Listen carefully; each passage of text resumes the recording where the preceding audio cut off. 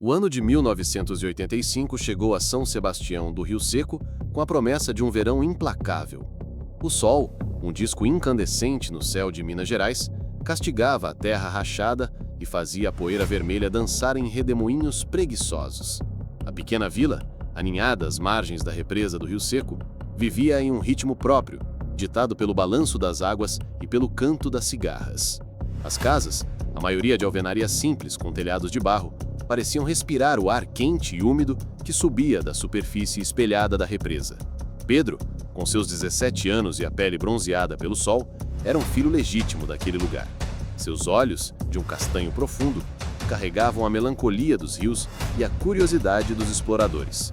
Filho de seu João e Dona Lúcia, pescadores que mal conseguiam sustentar a família com o que a represa ainda oferecia, Pedro sonhava com horizontes maiores.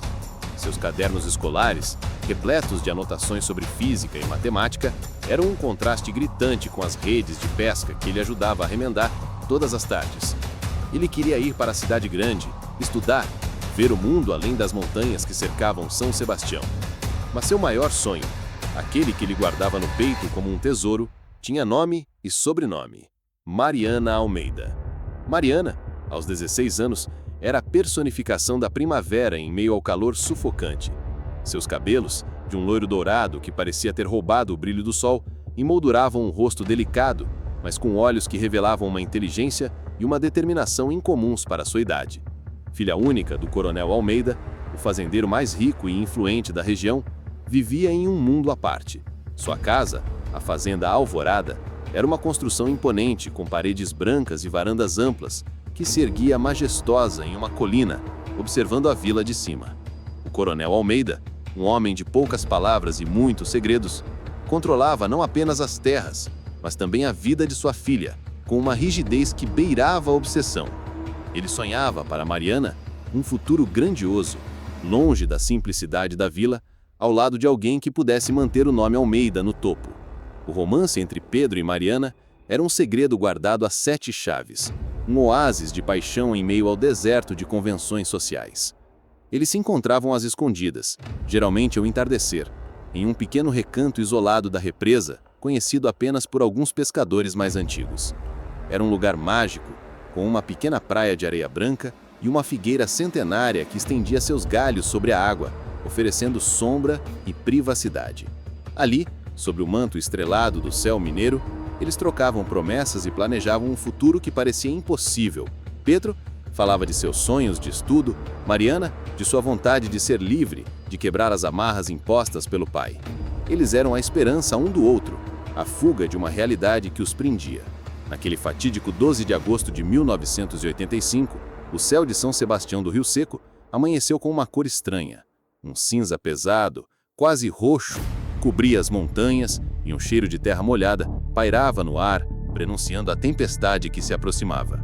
As rádios locais, com seus chiados característicos, já alertavam para a possibilidade de chuvas fortes, mas ninguém na vila imaginava a dimensão do que estava por vir. Pedro e Mariana, alheios aos avisos, tinham um encontro marcado. Era o último antes de Pedro viajar para a capital, onde faria uma prova para tentar uma bolsa de estudos. Eles queriam se despedir, renovar as promessas e talvez, apenas talvez, encontrar uma forma de convencer o coronel Almeida a aceitar o amor que os unia. Pedro saiu de casa antes do sol nascer, com a desculpa de que iria pescar mais cedo. Dona Lúcia, com seu instinto maternal aguçado, sentiu um aperto no peito, mas não disse nada. Seu João, já acostumado com as saídas noturnas do filho, apenas acenou com a cabeça. Mariana, por sua vez, esperou que a fazenda estivesse em silêncio para se esgueirar para fora. Deixou um bilhete para a empregada, dizendo que iria colher flores na mata. O coronel Almeida, que já desconfiava do romance proibido da filha, estava em viagem de negócios, o que facilitou a fuga de Mariana. Eles se encontraram no ponto de sempre, a figueira centenária, e o abraço foi longo, apertado, como se soubessem que aquele seria um adeus. Enquanto conversavam, as primeiras gotas de chuva começaram a cair, finas e espaçadas, mas logo se transformaram em um temporal. O céu se abriu em um dilúvio e os raios cortavam a escuridão, iluminando a represa que começava a inchar. O nível da água subia rapidamente, engolindo a pequena praia e ameaçando a figueira. Pedro e Mariana tentaram voltar para a vila, mas a força da correnteza e a lama que se formava nas trilhas tornaram o caminho intransitável. Eles buscaram abrigo em uma pequena gruta, um esconderijo que Pedro havia descoberto em suas explorações. A água, no entanto, continuava a subir e o barulho da chuva e do rio era ensurdecedor. Foi então que ouviram um estrondo, um som gutural que parecia vir do coração da terra.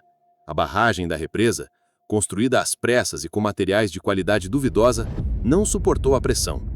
Uma fissura se abriu e a água, com uma fúria incontrolável, desceu em cascata sobre a vila. São Sebastião do Rio Seco foi engolida em questão de minutos, suas casas arrastadas pela correnteza, suas vidas levadas pela enchente. Quando a manhã seguinte chegou, o sol, ironicamente, brilhava em um céu azul e sem nuvens, mas a paisagem havia mudado drasticamente. Onde antes havia uma vila, agora havia apenas lama, destroços e um silêncio assustador. As buscas começaram de forma desorganizada, com moradores desesperados procurando por seus entes queridos. A notícia do desaparecimento de Pedro e Mariana se espalhou rapidamente, mas em meio ao caos, suas histórias se misturaram com as de outras vítimas. A polícia, quando finalmente chegou, estava despreparada para a dimensão da tragédia. O caso foi rapidamente arquivado como afogamento acidental, uma fatalidade da natureza. Mas para seu João e Dona Lúcia, e para o coronel Almeida, que retornou à vila com o coração em pedaços, a ausência de seus filhos era um vazio que nenhuma explicação oficial poderia preencher. Eles sabiam, em seus corações, que havia algo mais por trás daquele desaparecimento. Algo que a represa, em sua fúria silenciosa, havia engolido junto com seus segredos. Capítulo 2. O silêncio da água. O silêncio que se seguiu à enchente de 1985 em São Sebastião do Rio Seco era mais pesado que a lama que cobria as ruas e os escombros das casas. Não era o silêncio da paz, mas o da ausência, da perda irreparável. A represa, antes um espelho d'água que refletia o céu e as montanhas, agora era um monstro de águas turvas e traiçoeiras, guardando em suas profundezas os segredos da tragédia. As buscas pelos corpos de Pedro e Mariana foram caóticas e ineficazes. A pequena delegacia de São Sebastião, com seus poucos recursos, estava sobrecarregada. Mergulhadores foram chamados de cidades vizinhas, mas a visibilidade zero e a correnteza forte tornavam o trabalho quase impossível. Dias se transformaram em semanas e a esperança foi se apagando lentamente. Seu João, com os olhos vermelhos de tanto chorar e a alma em frangalhos, recusava-se a aceitar o destino do filho. Ele e Dona Lúcia, com a ajuda de vizinhos e amigos, vasculharam cada metro da margem da represa, cada trilha na mata, cada recanto que Pedro costumava frequentar. Chamavam pelo nome do filho, gritavam, imploravam por um sinal. Mas o rio, em sua indiferença brutal, não respondia. Dona Lúcia, antes uma mulher alegre e cheia de vida, definhava a olhos vistos. Ela guardava as roupas de Pedro, seus livros, seus poucos pertences como relíquias sagradas. Na fazenda Alvorada, o coronel Almeida vivia seu próprio inferno. A perda de Mariana, sua única filha, o transformou em um homem ainda mais sombrio e recluso. Ele mobilizou todos os seus contatos e recursos para encontrar a filha, contratando equipes de busca privadas e oferecendo recompensas vultosas, mas nem todo o seu dinheiro e influência foram capazes de trazer Mariana de volta. No entanto, o coronel Almeida também tinha seus segredos. A barragem da represa, construída em terras que ele havia vendido ao governo, tinha sido alvo de rumores sobre falhas estruturais e materiais de baixa qualidade. Ele sabia que uma investigação aprofundada poderia expor não apenas a verdade sobre a barragem, mas também outros negócios escusos que ele mantinha na região. Por isso, ele usou sua influência para que o caso fosse rapidamente encerrado. O padre Miguel, o pároco da vila, tentava consolar as famílias enlutadas, mas suas palavras pareciam vazias diante de tanta dor. Ele conhecia os segredos da comunidade e sabia que o desaparecimento de Pedro e Mariana era mais complexo do que parecia. Mas o padre Miguel, um homem de fé e de paz, preferia o silêncio à discórdia. Ele acreditava que a verdade, por mais dolorosa que fosse, um dia viria à tona, no tempo de Deus. Com o passar dos meses, a vida em São Sebastião do Rio Seco tentou voltar ao normal.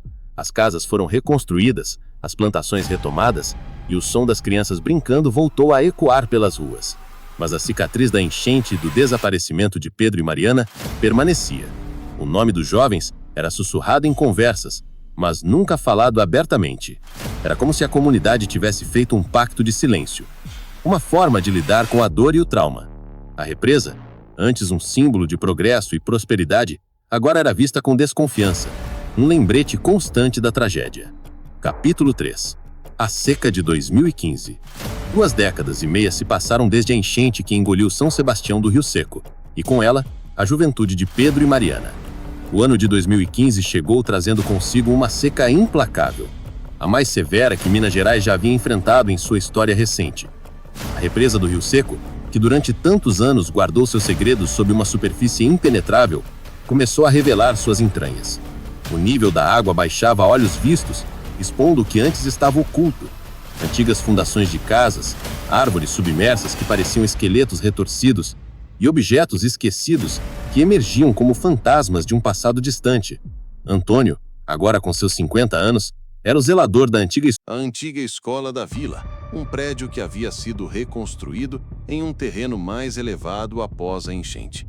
Seus cabelos, antes negros como a noite, estavam salpicados de fios brancos, e as rugas em seu rosto contavam a história de uma vida marcada pelo trabalho e pela melancolia.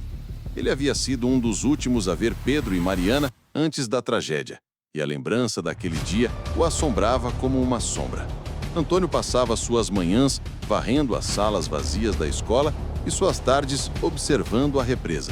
A cada metro que a água recuava, um arrepio percorria sua espinha. Foi em uma tarde de terça-feira, sob um sol escaldante, que o inevitável aconteceu.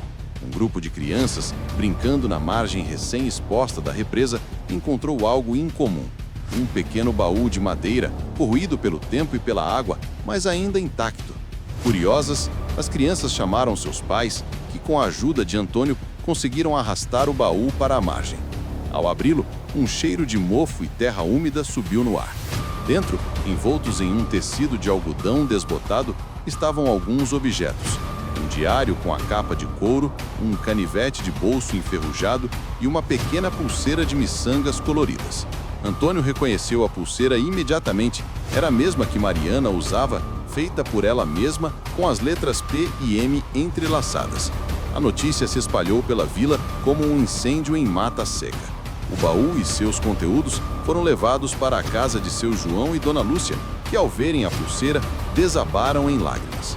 O diário, embora danificado pela umidade, ainda guardava algumas páginas legíveis. Eram anotações de Pedro, seus sonhos, seus medos, seus planos com Mariana. Em uma das últimas páginas, datada de 11 de agosto de 1985, ele escrevera: "Amanhã, o mundo vai saber do nosso amor, e nada, nem ninguém, vai nos impedir." A frase contradizia a versão oficial de um afogamento acidental, sugerindo que os jovens tinham um plano, um segredo que os levou a aquele lugar isolado. O coronel Almeida, ao saber da descoberta, reagiu com uma fúria contida. Ele tentou mais uma vez abafar o caso, oferecendo dinheiro para que os objetos fossem entregues a ele e para que a história não se espalhasse. Mas era tarde demais. A vila, que por tantos anos havia guardado o silêncio, agora fervilhava com a possibilidade de que a verdade, enfim, viesse à tona. Foi assim que o caso do desaparecimento de Pedro e Mariana, arquivado há quase 30 anos, foi reaberto. O delegado Silva, um homem de 40 anos, recém-chegado à região, foi o encarregado da nova investigação. Ele era um homem cético, acostumado com a burocracia e a frieza dos fatos. A princípio, ele via o caso como mais um mistério antigo, alimentado por boatos e superstições.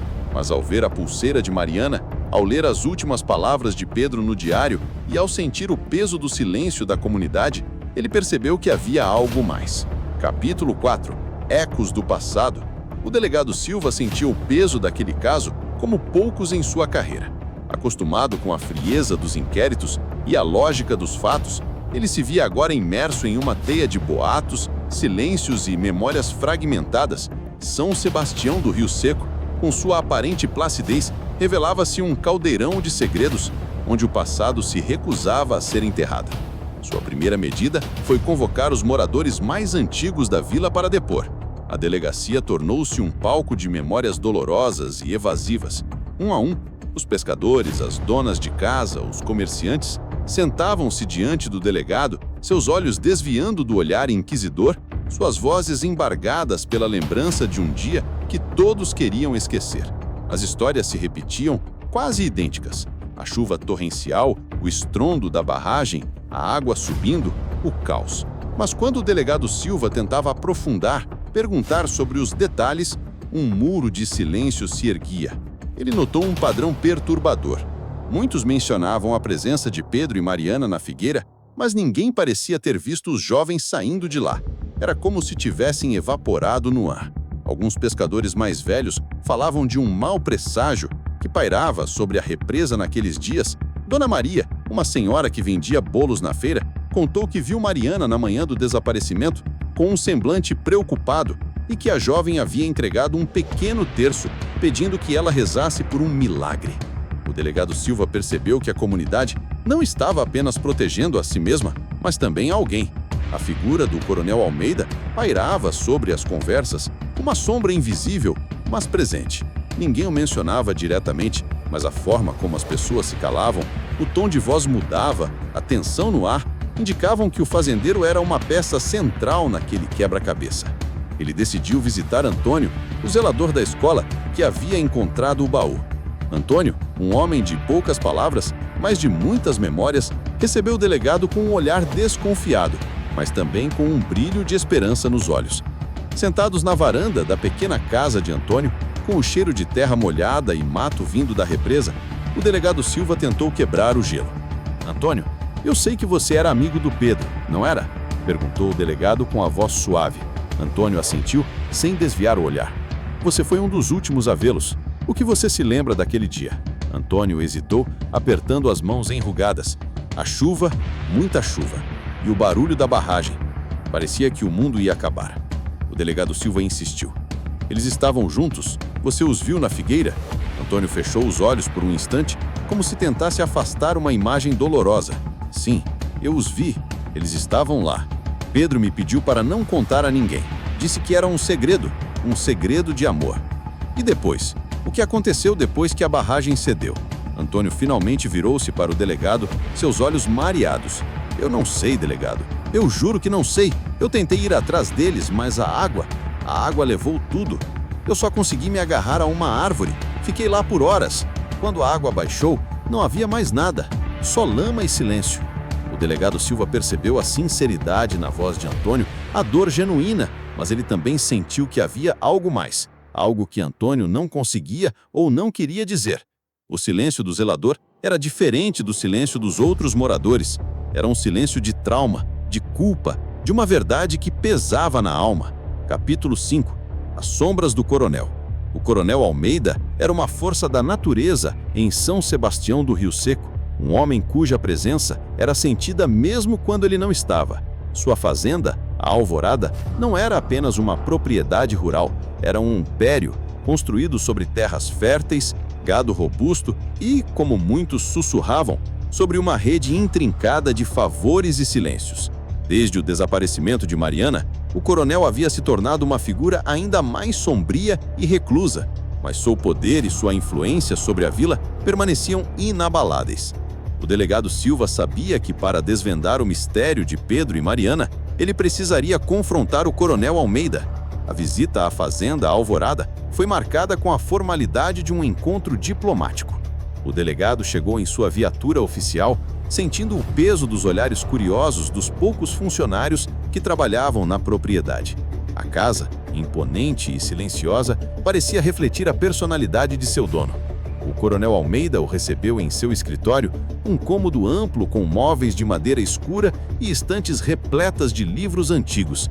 Ele estava sentado atrás de uma mesa maciça, com as mãos cruzadas sobre o tampo, seus olhos fixos no delegado, como se tentasse ler seus pensamentos. "Delegado, a que devo a honra?" perguntou o coronel, sua voz grave e sem emoção. O delegado Silva foi direto ao ponto. "Coronel, como o senhor sabe, o caso do desaparecimento da sua filha Mariana e de Pedro foi reaberto. Novas evidências surgiram com a seca da represa." O coronel Almeida assentiu lentamente, sem alterar sua expressão. "Sim, estou atento. Uma tragédia, delegado. Uma fatalidade. A natureza é implacável. A natureza, sim, mas há indícios de que a barragem da represa não estava em condições ideais na época da enchente, retrucou o delegado, observando a reação do coronel.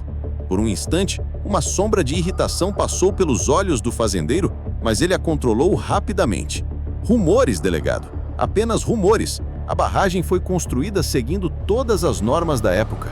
O delegado Silva mudou de tática. Coronel, você sabia do relacionamento da sua filha com Pedro? A pergunta atingiu o alvo. O rosto do coronel Almeida se contraiu e seus olhos, antes frios, agora ardiam com uma raiva contida. Minha filha era uma moça de família, delegado. Não se envolveria com um pescador. Isso é uma calúnia. Temos evidências, coronel. O diário de Pedro, a pulseira de Mariana, eles se amavam, insistiu o delegado, observando a reação do fazendeiro. O coronel Almeida se levantou abruptamente, batendo as mãos na mesa. Isso é um absurdo. Minha filha tinha um futuro brilhante, longe desta vila. Esse rapaz, ele estava iludindo. O senhor se opunha ao relacionamento? O coronel Almeida respirou profundamente, tentando recuperar a compostura. Eu queria o melhor para minha filha. E o melhor para ela não era um futuro incerto ao lado de ninguém. Eu proibi-la de vê-lo e ela me obedeceu. Mas ela não obedeceu, coronel. Ela o encontrou no dia do desaparecimento e eles estavam juntos quando a barragem cedeu. O coronel Almeida se calou, seus olhos fixos em um ponto distante. Eu não sei o que aconteceu naquele dia, delegado. Eu estava viajando. Quando voltei, minha filha havia desaparecido.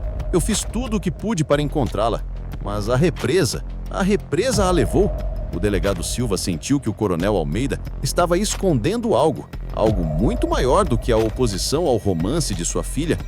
Havia uma camada de medo em seus olhos, um receio de que a verdade viesse à tona. Capítulo 6. O testemunho de Antônio.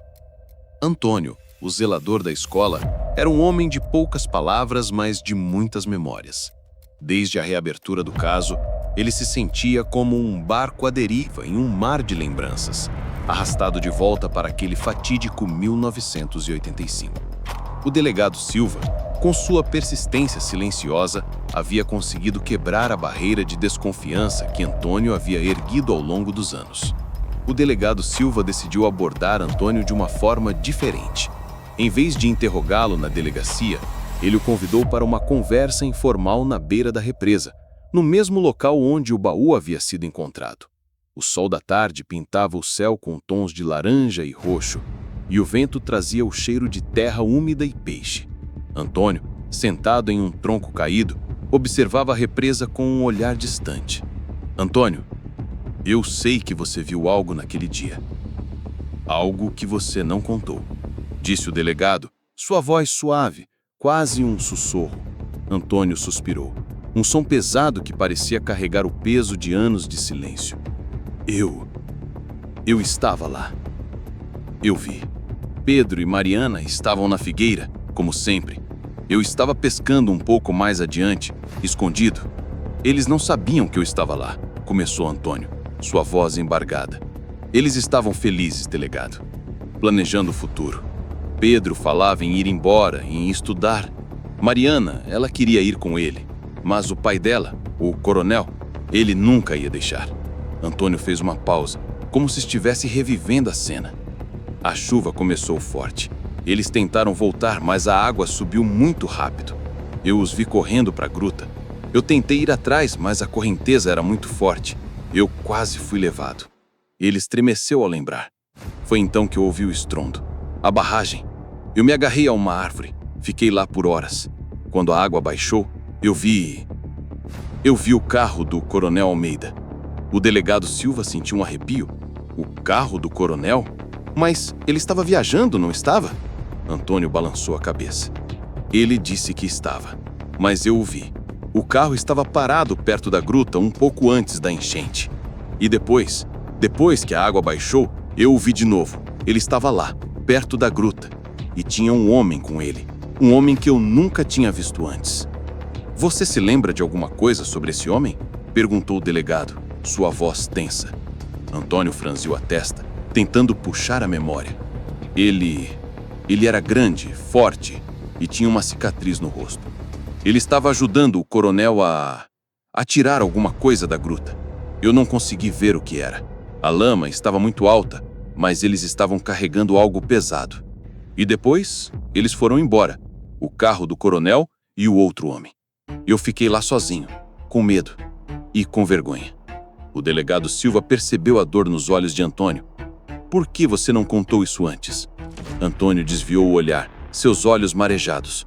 O coronel, ele me procurou dias depois. Ele sabia que eu estava lá.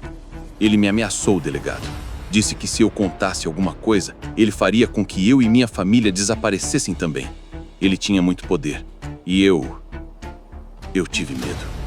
O silêncio voltou a pairar sobre a represa, mas agora era um silêncio diferente, preenchido pela verdade que finalmente emergia.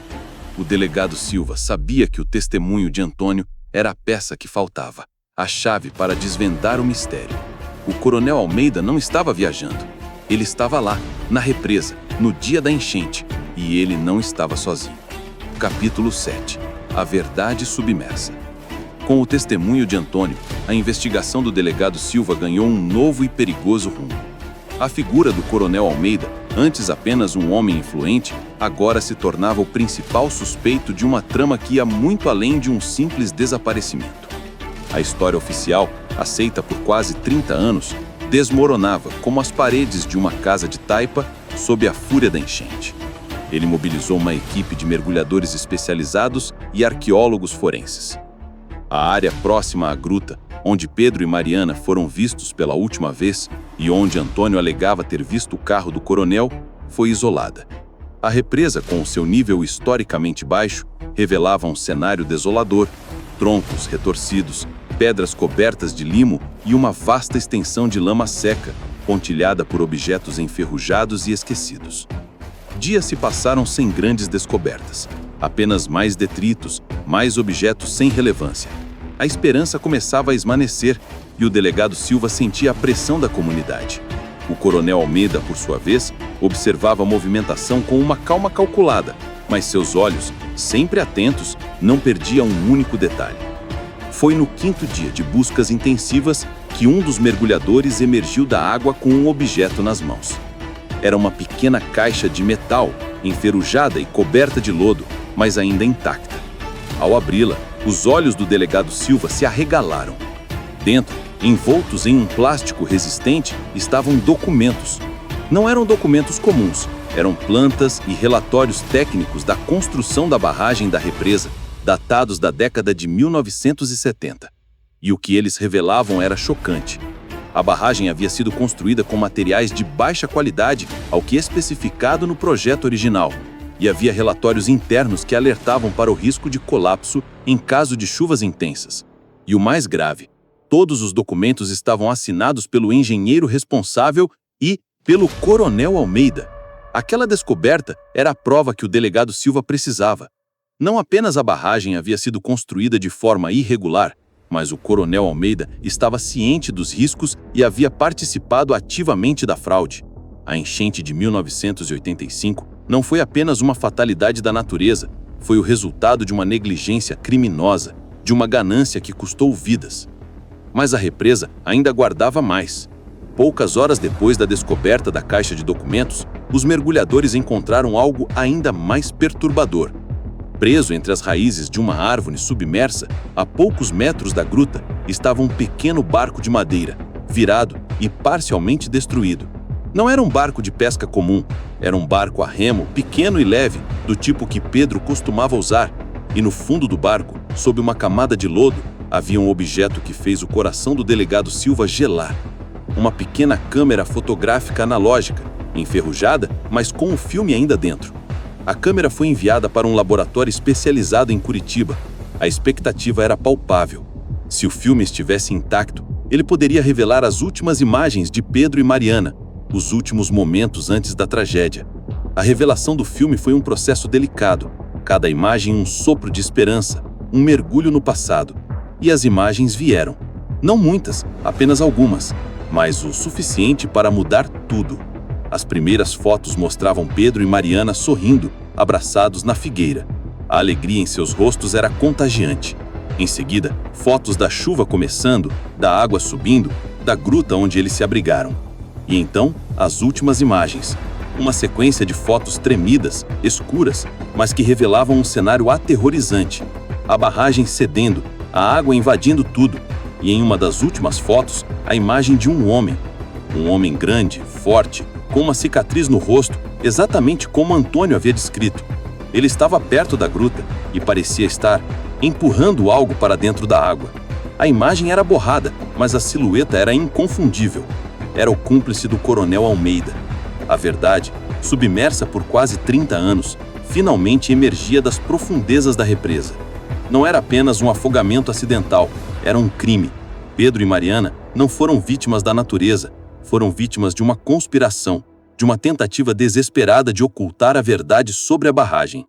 Capítulo 8. O preço do silêncio. A revelação das fotos da câmera submersa e dos documentos da barragem atingiu São Sebastião do Rio Seco como uma nova enchente de indignação e revolta. O que vaiar antes era um mistério doloroso, agora se transformava em um escândalo de proporções inimagináveis. A comunidade, que por décadas se havia curvado ao silêncio imposto pelo medo e pela influência do Coronel Almeida, começava a despertar. O Coronel Almeida foi intimado a depor novamente, mas desta vez a postura do delegado Silva era diferente. Não havia mais a formalidade inicial, apenas a frieza de um investigador determinado a desvendar a verdade. As fotos da câmera foram projetadas em uma tela e os documentos da barragem, com sua assinatura, foram colocados sobre a mesa. O coronel, que por antes exibia uma calma inabalável, começou a demonstrar sinais de nervosismo.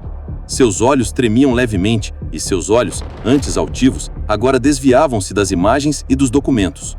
Coronel, o que o senhor tem a dizer sobre essas fotos e sobre esses documentos? Perguntou o delegado, sua voz firme. O coronel tentou se recompor.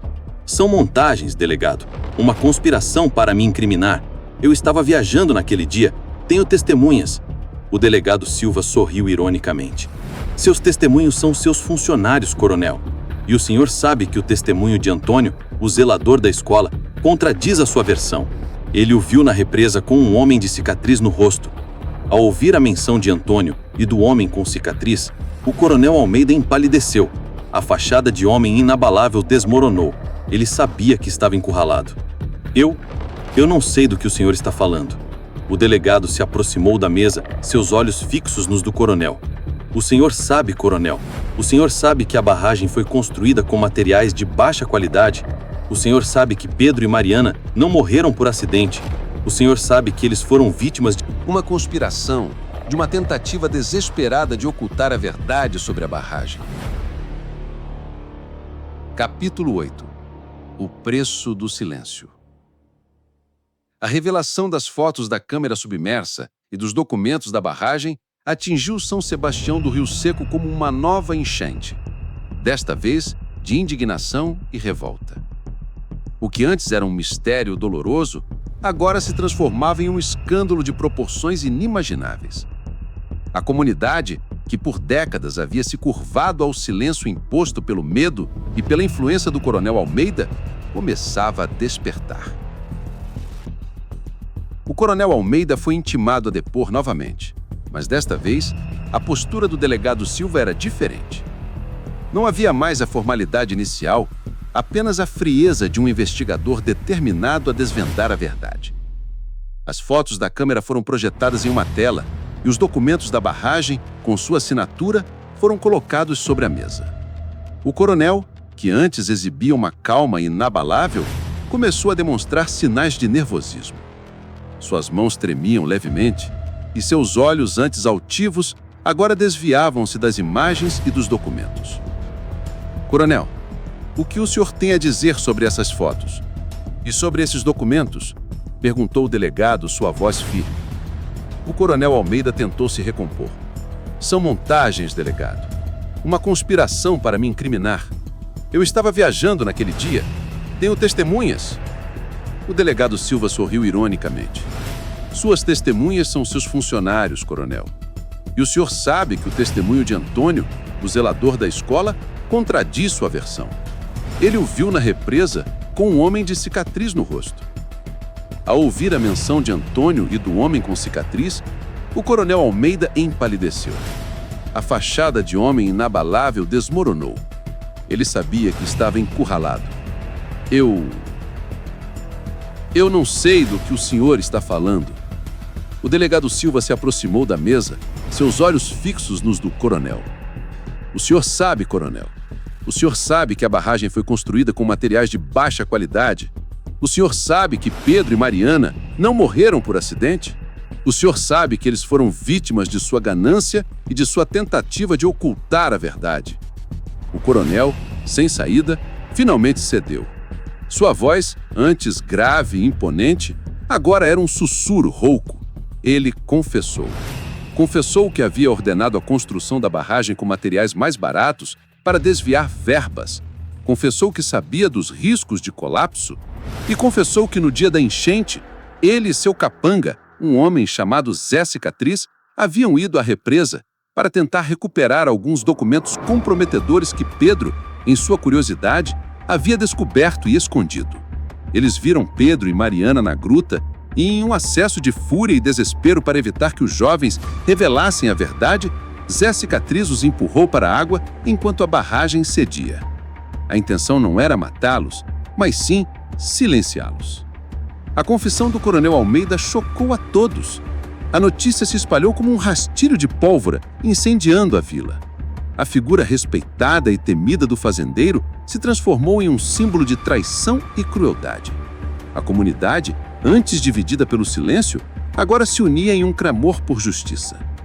Zé Cicatriz, o capanga do coronel, foi localizado e preso em uma cidade vizinha.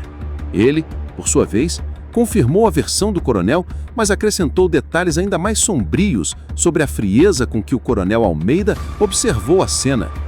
Para seu João e Dona Luísa, a confissão do coronel Almeida trouxe uma mistura agridoce de alívio e dor. A verdade, por mais cruel que fosse, finalmente havia vindo à tona.